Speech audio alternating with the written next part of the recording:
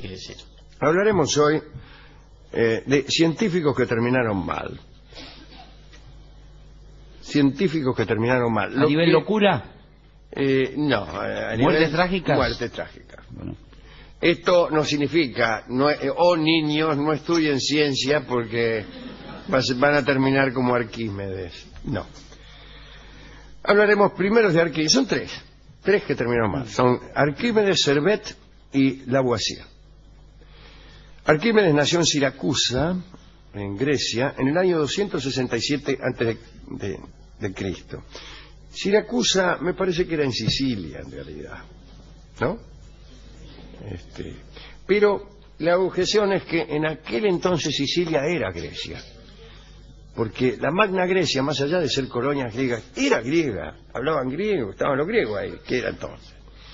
Bien, era astrónomo y también pariente del rey de Siracusa, Esmión II, rey en esos tiempos.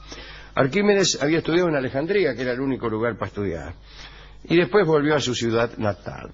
Se lo reconoce por algo que hasta entonces nadie había hecho: aplicar las ciencias a problemas de la vida cotidiana. En realidad, casi todos los matemáticos anteriores y también los posteriores de la cultura griega concebían la matemática como una entidad abstracta, carente de aplicación práctica. Los axiomas matemáticos eran para aquellos pensadores tan evidentes que no necesitaban sustento en lo cotidiano, y lo cotidiano era considerado cosa de mercaderes y de mentes menores. Pero la verdad es que Arquímedes pensó y creó desde el cálculo una serie de aparatos, algunos bélicos, otros pacíficos, pero nunca se atrevió a dejar testimonio escrito de aquello. La única salvedad fue la descripción de un dispositivo que imitaba los movimientos celestes del Sol, la Luna y los planetas. Pero después de todo, si bien se mira, ese era un instrumento destinado al estudio de la astronomía y no un instrumento destinado a una tarea mecánica. Los griegos separaban el pensamiento de la acción. Aquello que se hacía con la mano era en cierto modo despreciable, lo banáusico, decían ellos. Entonces la técnica no progresó. Uno de los primeros hallazgos de Arquímedes fue la explicación básica de la palanca. Arquímedes pensaba que si bien era cierto que un individuo disponía de un acopio restringido de fuerzas, la distancia carecía de fronteras y la palanca permitía una distancia que no tenía límites, porque la palanca podía ser tan larga como usted quisiera. Al tirar hacia abajo de ese brazo mayor, obtenía usted que el lado más corto se levantaba y levantaba cualquier peso. Es decir, la distancia se convertía en fuerza. Otro de sus descubrimientos lo hizo famoso. Parece que un orfebre había fabricado al rey Edión una corona de oro. Bueno, y el rey, desconfiando de que el artesano hubiese obrado correctamente, en fin, tenía miedo que lo hubieran estafado. Dice, será oro esto, no lo habrá mezclado esto, anda a saber con qué sé yo. Y le encargó a Arquímedes la tarea de averiguarlo, pero dice, no me estropee la corona. Entonces es imposible, dijo el tipo. ¿Cómo? No puedo saber si es de oro si no me permite fundirla, aunque sea en parte. Bueno, qué sé yo. Y entonces buscó la solución durante un tiempo, y hasta que pensó esto: el cobre y la plata son más livianos que el oro. Si el orfebre los hubiera añadido, ocuparían un espacio mayor que el de un objeto realizado en oro. Así que, conociendo el volumen de la corona, Arquímedes podía dictaminar si era oro o no lo era. Pero no sabía cómo averiguar el volumen. También, para averiguar el volumen de una corona, había que transformarla en algo compacto y fácil de calcular. Es decir, había que destruir. Claro. Pero un día, mientras se bañaba, advirtió que cada vez que se metía en la bañadera, parte del agua se derramaba por el borde. En un tacho, en realidad, creo que era. Probó primero una bañadera y después en un tacho y pasaba lo mismo. E intuyó que el volumen de agua desplazado era igual al del cuerpo introducido. Ahí fue cuando dijo la famosa frase, pelicán, pelicán. O eureka. Eureka, señor. La marca era. Y entonces parece que salió de la bañera el tipo desnudo y empapado, salió corriendo gritando entonces eso que usted dice, eureka, eureka, que quiere decir... Bravo. Bien. Quiere decir, todo cuerpo sumergido en el agua desplaza un volumen, etcétera, etcétera. Y entonces parece que llenó de agua un recipiente, metió dentro la corona y midió el agua desplazada. Después hizo lo propio con un peso de oro puro y el volumen desplazado era menor. Quiere decir que el oro de la corona había sido mezclado. Y el rey ordenó la ejecución del artesano. Así. Ahí esa es la parte que yo no quería contar. Ay, qué feo. Arquímedes, porque por buchón, finalmente... Bueno. En el año 218 a.C., Cartago y Roma estaban en guerra. Aníbal invadió Italia.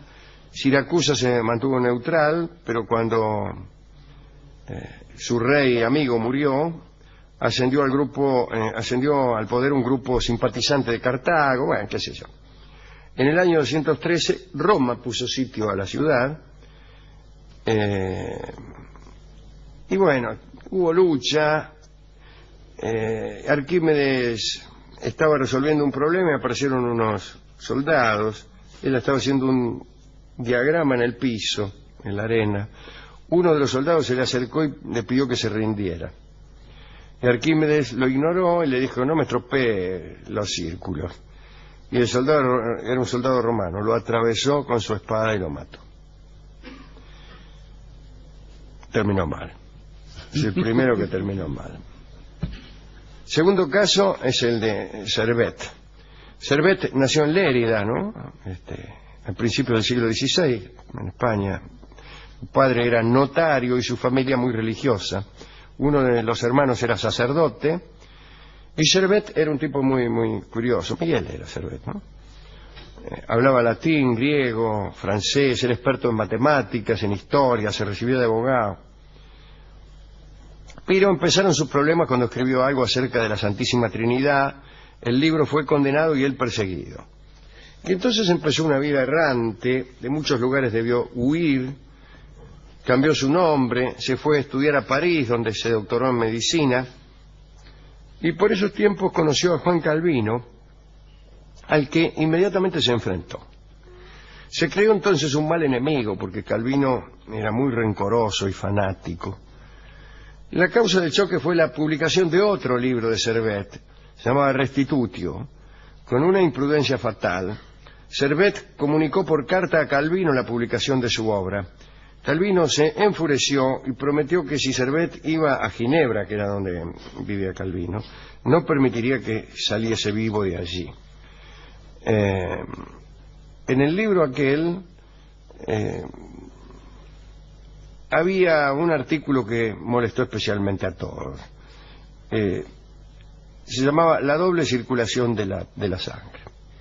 Por esos tiempos se desconocía que el corazón bombeara sangre a través de las venas y la trajera a través de las arterias. Y Servet escribió: por un procedimiento muy ingenioso, la sangre es impulsada desde el ventrículo derecho por un largo circuito y luego atraída por la diástole desde el ventrículo izquierdo.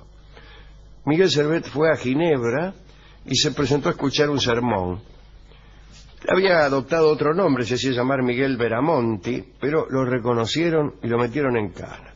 Era el año 1553. El odio de Calvino se hizo patente en el proceso que se le siguió. Todo estaba preparado para llevar a Servet a la hoguera, y así fue. Lo quemaron con leña verde para que el suplicio durara más, por andar diciendo que la sangre circulaba. William Harvey fue una especie de descubridor. Muchos años después, en 1636, afirmó en un ámbito académico que el movimiento de la sangre era circular, que no era un movimiento de flujo y reflujo. Harvey observó que distintas arterias, al ligarlas, se hinchaban del lado del corazón, después ligó venas, se hinchaban pasando el lado del corazón. Bueno, descubrió entonces que las arterias llevaban la sangre desde el corazón y las venas traían hacia el corazón. Y entonces sí, en este caso, la teoría fue aceptada y Harvey fue nombrado en 1618 médico de Jacobo I, rey de Inglaterra, porque de todos modos. No murió en Londres, pero de muerte natural, por eso no era uno de los tres. Harvey fue el que finalmente reveló este proceso de circulación de la sangre que Servet había adivinado antes.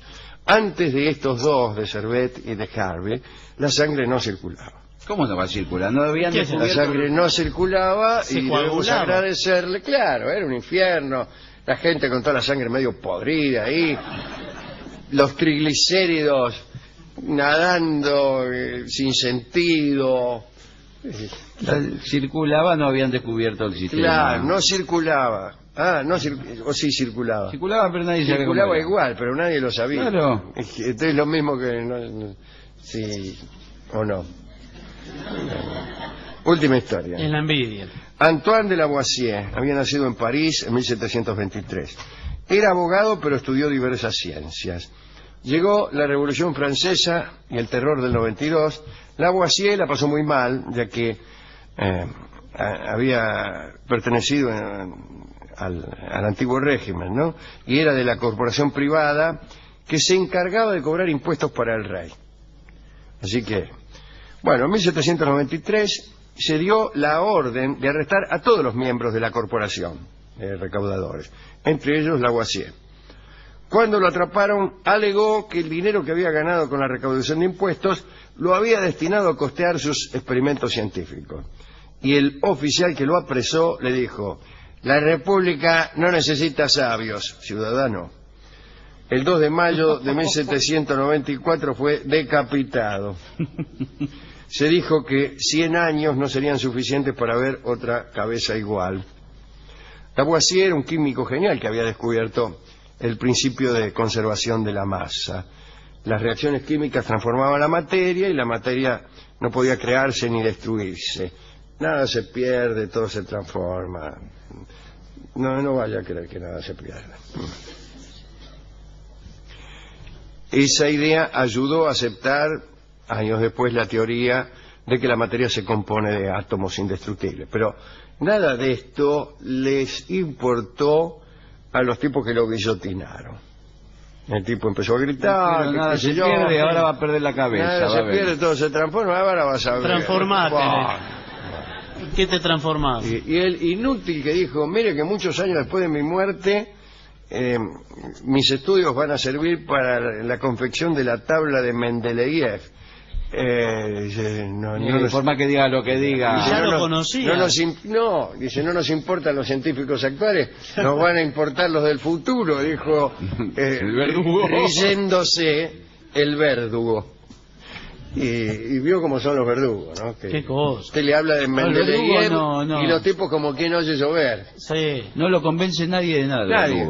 Es inútil, digo, a cualquier persona que en una de ellas en algún momento se vea en esta situación. Sí, ojalá que no. Ojalá que no, pero no les hable de Mendeleev porque es inútil. No, el verdugo no contesta. No contesta nada, dice: discúlpeme, córrase, agache el melón. Bueno, hemos ido al discotecario, le hemos contado estas historias, pero no hay... se durmió. Y sí, no hay música que... No le circula la sangre al discotecario. Al discotecario no le circula la sangre, no le importa, y son todos cuentos. Y fue el discotecario el que me dijo todo esto que hablamos antes acerca de los daños que te hacen, los brujos, los pastores. Hablando de ignorancia y de sabiduría, escucharemos al coro de hombres sabios integrados por Lelutier en el número de Lo que me costó el amor de Laura, que se llama Triunfo de la ignorancia, que es un verdadero canto a la ilustración. Así que adelante, muchachos.